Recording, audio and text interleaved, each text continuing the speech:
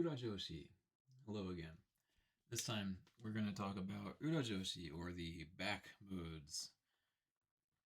These are, rather than Hon-choshi, which we talked about last time, these are the transpositions of that scale, and they create different modes, and I call them modes because, just like the Gregorian chant modes, each one takes the same scale and transposes it so that you're using a different portion of that scale, so that the intervals end up being at different locations on the physical flute.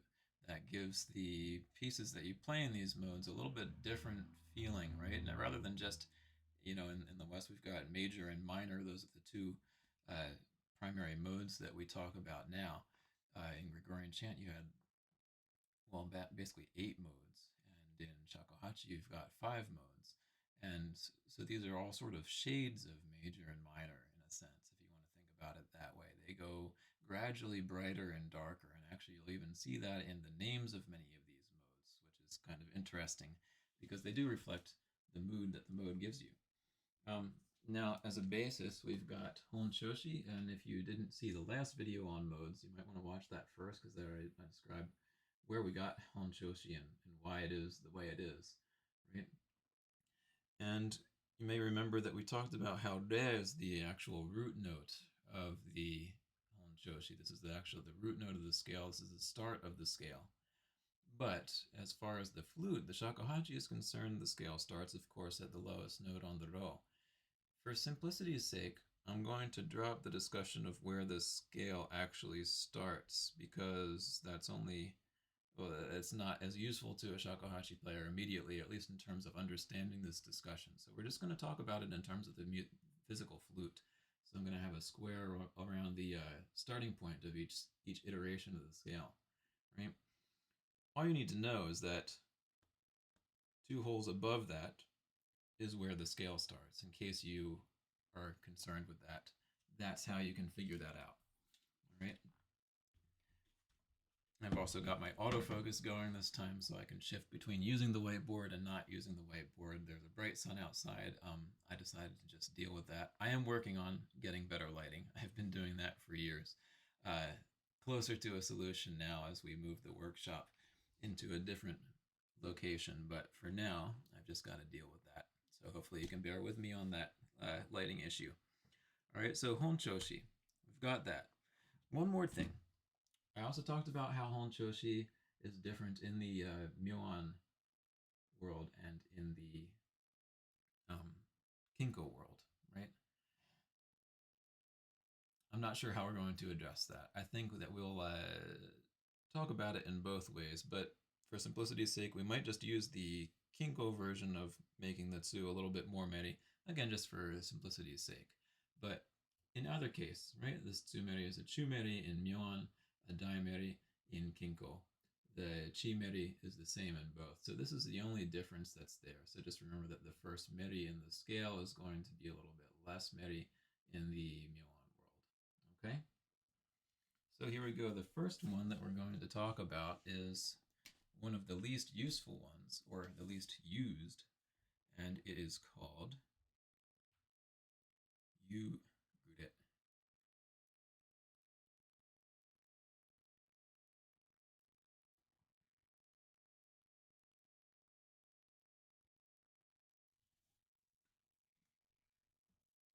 Right, Yu-gure, that gives us an image of the darkness falling in the evening. It's Yu-gure. And if we take, again, ro, tsu, re, chi, ha, understanding that for many people, ha will be ri, or ha will also be hi, depending on where you're at. But I think from the positioning of the scale, you can tell what I'm talking about regardless.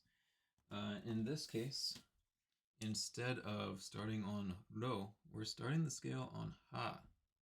This is where the scale starts. So if you look here, ro, tsu, re, chi, the second and fourth notes in the scale have a meri on them. The same is going to happen here. This is 1, 2, so ro gets the meri, and re gets the meri. right? So we've got ro, tsu, re, chi, ha with ro and re being merry. And because of that, maybe you can see why this mode is not used very much in the Honkyoku pieces that we know. Because you've got this re merry in there, right? Who uses re merry? Well, me sometimes, but not often, right? So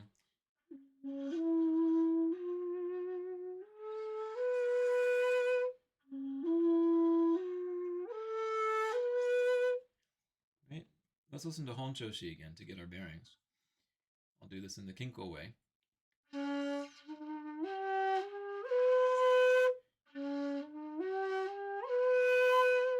Take that and start on ha.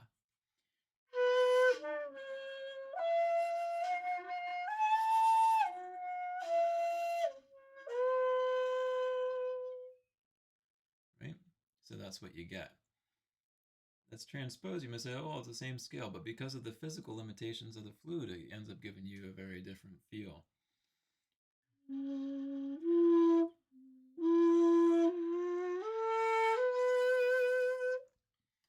Now, there aren't very many examples of something written in Yu-gure-joshi, but Kimpuryu is unique in that it's one of the only sort of Edo era schools of shakuhachi that I know of that really took the trouble to record these Ura-joshi.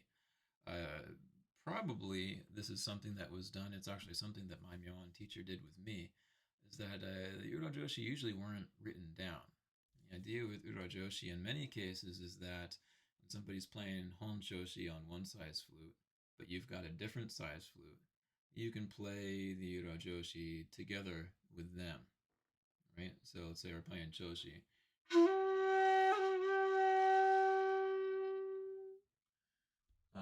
But my friend doesn't have a 1.8, he's got a 2.1. And he tries to play the same.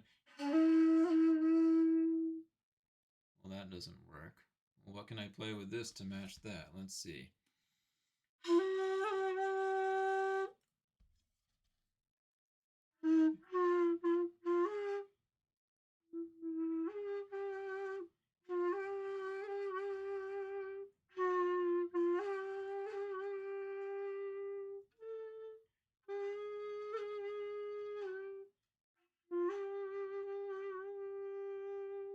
Right, I've got to do something kind of awkward with the other flute, but I actually can do it. And this becomes a little bit more systematized when you're using the various choshi. Like if you kind of have them in your head, then it's like, oh, okay, I've got to play this one in Taikyoku. That's the only thing that's going to work.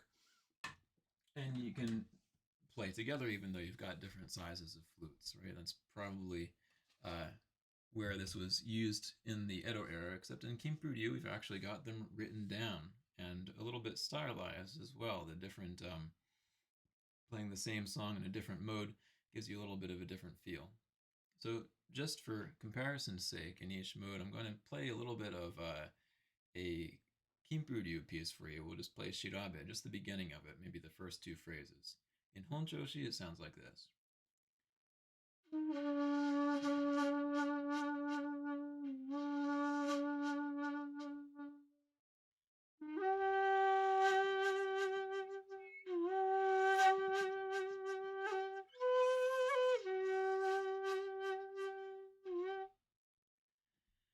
All right. Now remember, our new ro in Yu-gure is ha. All right. So if we wanted to play Yu-gure just on the same size flute this time, I'm not going to go on getting all kinds of different sizes of flutes, although that would be interesting. We'll just stick to the 1.8 for today. So instead of tsuro, you've got. We're starting with he as the ro. Okay.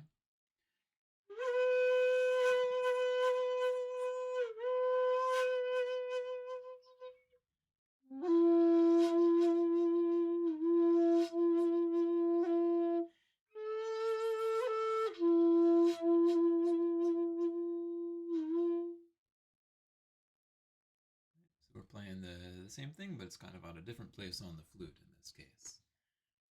All right, so for you that is Yu-gure, and again, The reason that it's not used very often is because it's got that awkward sort of remeri. It's just not something that we use very much in Honkyoku, so it doesn't really come into our consciousness, I suppose. Right? The modes that are used in regular Honkyoku tend to be not Yu-gure, but we often see the next one, which is Akebono. So let's talk about that a little bit.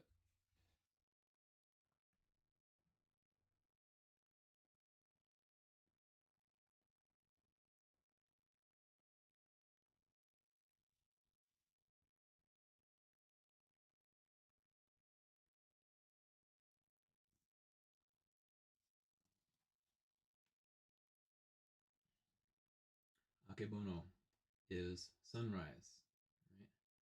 So Yu-gure was kind of the growing darkness, but in Akebono, in this case, we've got the image of a sunrise, and because of that, it's kind of a brighter feeling, right? So if we take a look at the ro, tsu, de, chi, ha, this time going down the line, chi is going to be the beginning of our scale. Okay, so we're starting that scale on chi, and if you remember, we've got the second and fourth notes are merry, right? Do, tsu, re, chi, ha. If we start on chi, then well, that means that ha is going to be merry, do will be as it is, and su will be merry. So we've got ha and su as the merry notes in this one. Right, and again, if you're following me with the myon stuff, in the myon scale, ostensibly speaking, the ha is going to be a chu meri, right? So, and you may hear that in myon players playing when you get into the akebono mode. The ha isn't quite as meri. I can give you a concrete example of that because there are many cases where we see the akebono scale. Many pieces have what's called a hachigaeshi. Hachigaeshi is a piece in itself, meaning returning the bowl. And lots of longer Honkyoku pieces have a hachigaeshi section at the end where the mode changes into akebono. It's a little bit of a brighter mode, and it's hachigaeshi is kind of like a period of Thanksgiving, right? So it's sort of wraps up the main part of the song with a thank you. Again, many of these pieces were probably used for begging alms, for asking for daily rice, right? So once you receive that rice, you say, oh, well, thank you very much. Here's that empty bowl back. But it's also returning that feeling of gratitude as well. And so it's naturally a little bit of a brighter section. Again, sometimes it's also used just to change the mood in a particular piece as well. So I think we'll take Sanya as our example here. All right. So for Akebono, as you're playing Sanya, and this is the myon version of Sanya, where in sort of the end of the piece, you've got this section where the mode changes. Let's see, we'll go from the takane from that.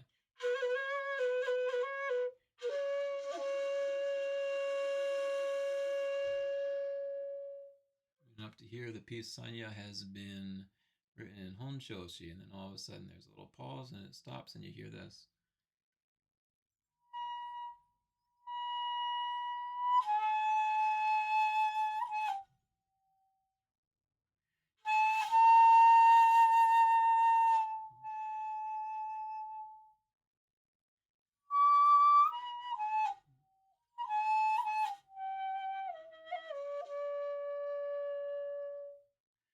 And that's played in the myon version.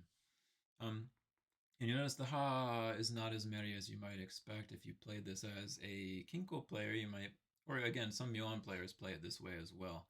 There's no one myon way of playing. Myon refers not so much to a school as a gathering of the Edo era pieces of music. And there's also myon-ji, which kind of puts out their own editions of many of these pieces. But it's a bit of a loose term, right? But if we play it in the Miyakubushi style, then the ha would be more meri. So we'd play ending the main part of Sanya.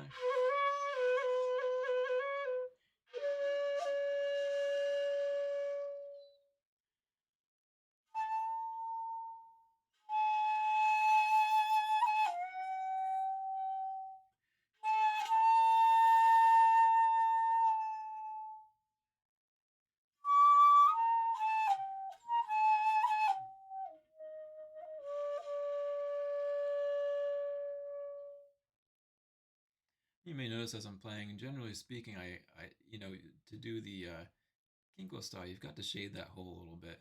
On principle, I don't shade holes at all. I just use my breath. And that's another reason for sometimes the variance in pitches that you hear in Milan playing, because the priority is that feeling of the breath coming through so kind of smooth without your fingers getting in the way and half holding and half shading and that kind of thing. It's a good feeling. I really like it. That's why I play that way. It's uh, many Milan players do the same, right? The older way of playing is generally not to do any half holding. And if you look at old flutes, they always have these little tiny finger holes that don't really lend themselves to being shaded so much. It's because generally that habit didn't come along until a little bit later. Uh, let's see. You can also hear Akebono since we're following that Kimburyu Shirabe in different modes. I'd like to play the beginning of that in Akebono as well. Remember, Shirabe in Hon-choshi was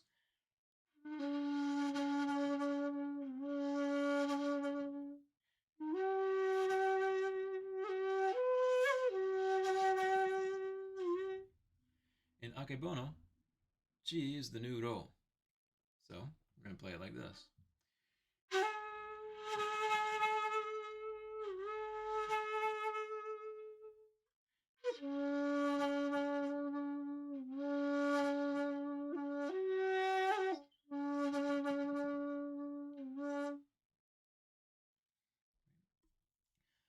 So there you have it, right? Not only you'll notice that in these, not only is the root, the ro changing, but also necessarily speaking because of the physical construction of the shakuhachi, the grace notes change a little bit too, right?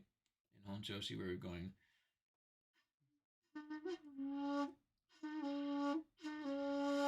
Tsudo. Yet in Akebono, we're doing Rechi. Right? Because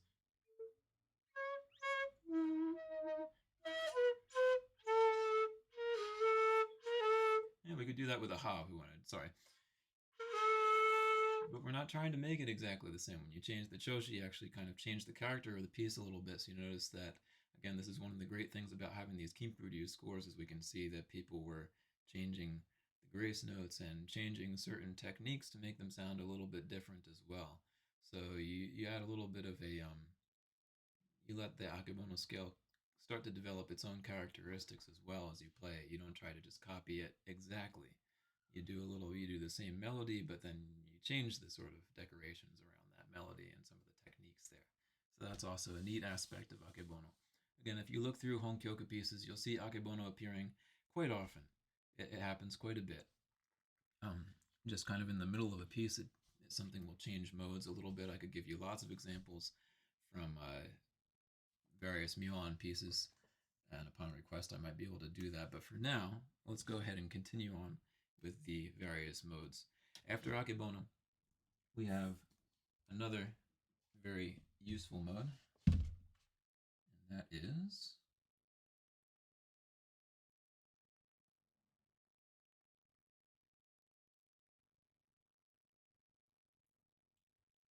Kumoi.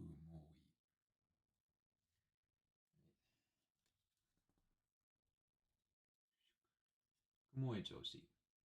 Kumoi, that's a cloud and a well, and the image is kind of think about Kumoyjoshi, right? A lion dancing on the clouds, something kind of floating up there on the clouds.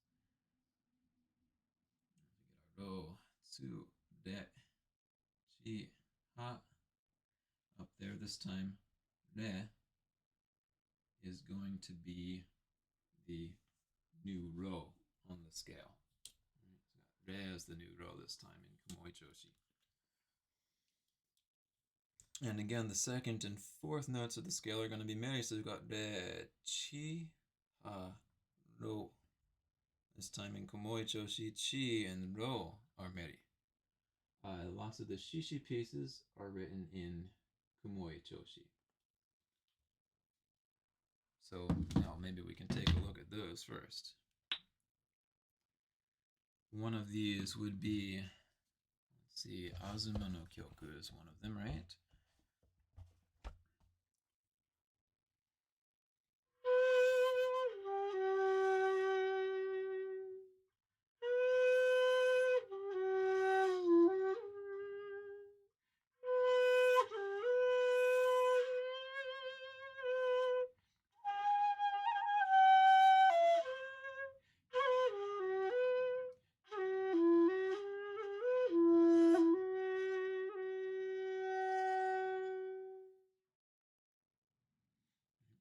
So as you can see, I was playing Tsu just straight out, right? And the Chi was Meri and the Ro was Meri. That also means that the E, the top note there, is Meri as well.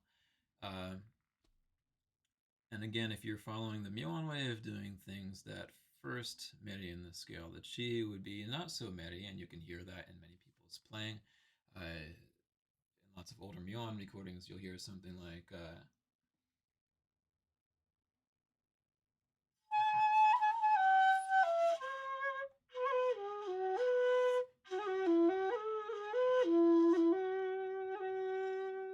where the Chi won't be quite so clearly Meri, and that gives the entire song a little bit of a brighter feeling as well.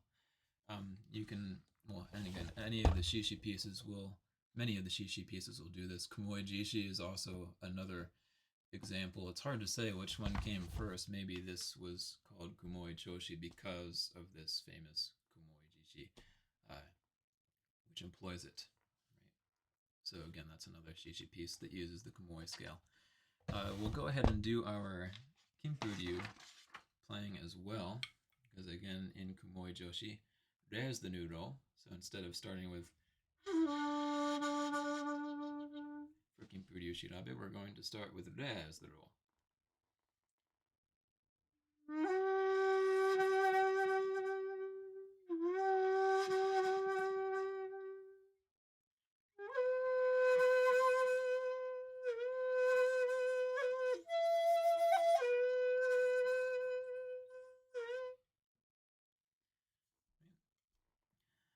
And again, you see that the decorations and different ways of doing things also change in that Kumoi mode as well. So again, to recap up to here, right? Yu-gure is maybe for someone who's used to playing Hon-choshi, that's a little bit awkward because it introduces that re-meri that we're kind of, it can be awkward to do. It's actually, if you get used to it, it's not so awkward. You can do it with just your breath, so it's not that bad. But again, it's just not something that's used very often. Akebono often happens in the middle of Honkyoku pieces when you want to change to a little bit of a brighter feeling or to the Hachigayashi portion of a piece. It's also used in the Hachigayashi piece itself, right?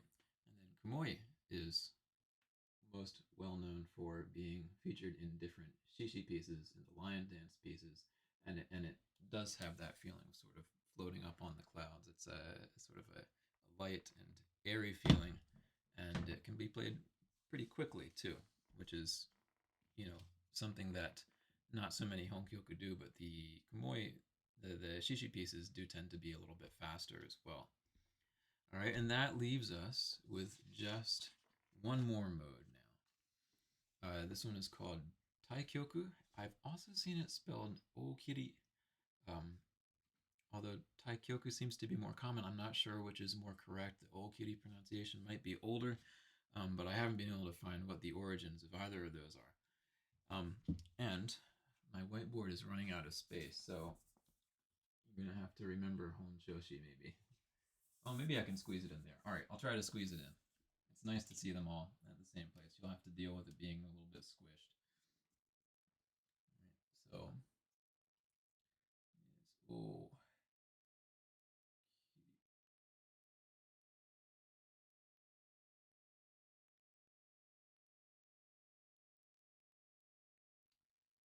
and we've got our ro, tsu, re, chi, ha. And this time,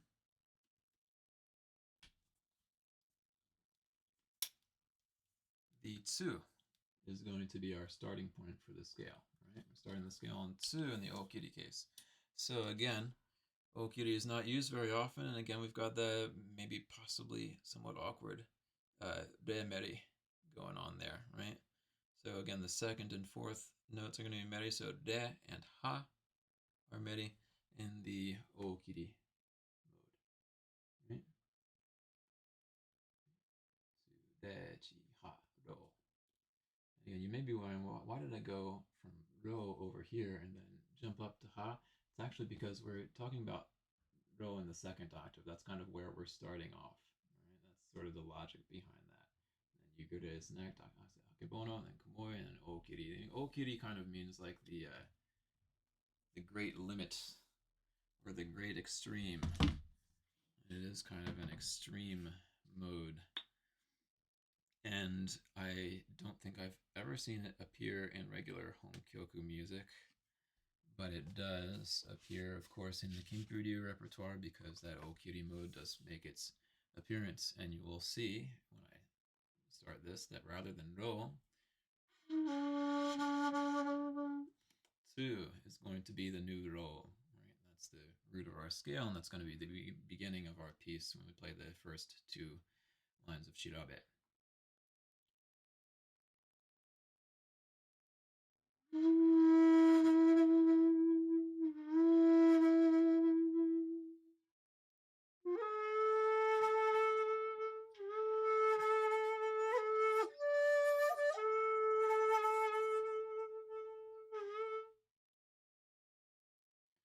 Right. So just from that little bit, you can see that the character of the piece is going to change a bit.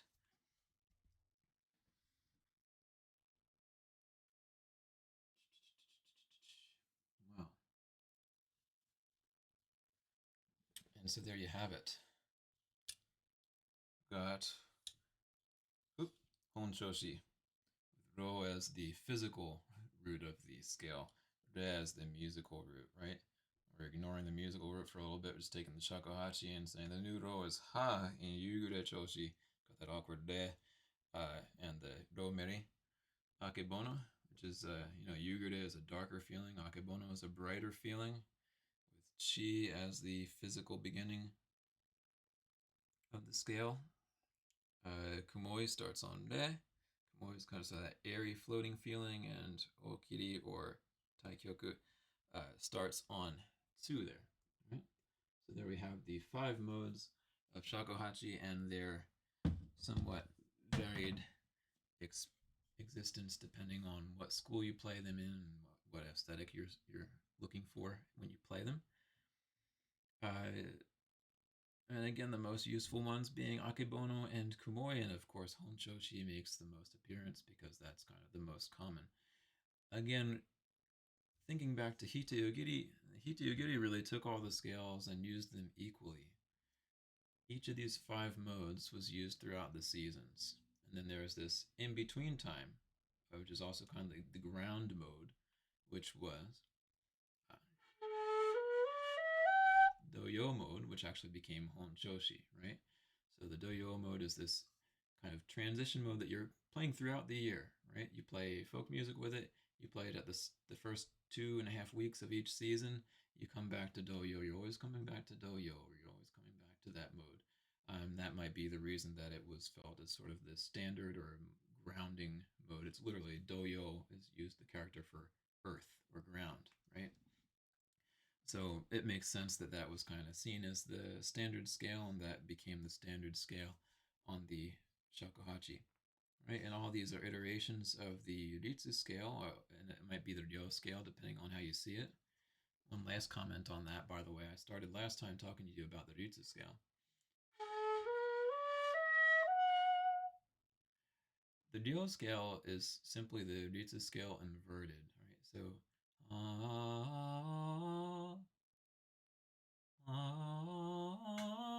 right? You just take the bottom 2 notes and put them on top there. So basically, if you keep on going up and up and up, you've got something where it's, if you look at this part of it's ritsu, if you look at this part, it's ryo, if you look at this part, it's ritsu, and this part, it's ryo, and so on. So check it out.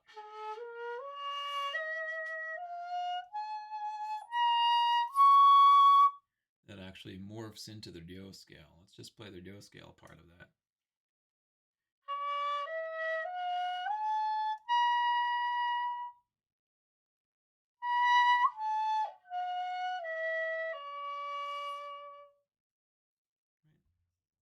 It's also interestingly the ritsu scale was seen as an ascending scale, and the ryo scale was seen as a descending scale, right? It's kind of the male coming up to meet the female going down to meet the male, always in motion and interacting with each other. It's kind of a neat pair, and depending on just the physical limits of the flute, a scale will be considered either ritsu or ryo. It may be that the ritsu scale is actually kind of cut up in a way that you can't play a complete ritsu scale, in which case you might consider it ryo. There doesn't really seem to be any concrete rules there. So, and some people might consider it ritsu, some might consider it ryo. They're both very, very closely related, and they sort of flow into each other. Um, it's like saying human instead of male and female, right? There are distinctions there, but they're both clearly human. Um, yeah, so enjoy that. It took on a different character with the Hiteyugiri. The scales were all used equally, whereas that Yu-gure and Taikyoku, though they had different names in the Hiteyugiri, those two scales seem to have pretty much fell out of use. The only place that I've seen them, by the way, are Kosho's scores. Many people in the Kimpuryu, there are several different groups of scores that we have written by different people. Everybody seemed to be in the Akebono and Kumoi scores. Um, Yu-gure and Taikyoku, or Okiri, the ones with that sort of remeri, weren't written by anybody but Kosho as far as I can find. So again, maybe he was just writing them as proof of concept or as just a reminder like, hey, these are here too. Or maybe he took the trouble to use them, to write them, so he probably used them as well. But again, in the Shakuhachi world, Hon-choshi, Akebono-choshi, and Kumoyjoshi are the most common. So it makes sense that most people were just using those ones. Um, I welcome any comments. If you have any corrections, I welcome those as well. If you think I got anything wrong, um, or if you've got any questions or anything, I'd be happy to address them. Okay. Hope you enjoyed the video.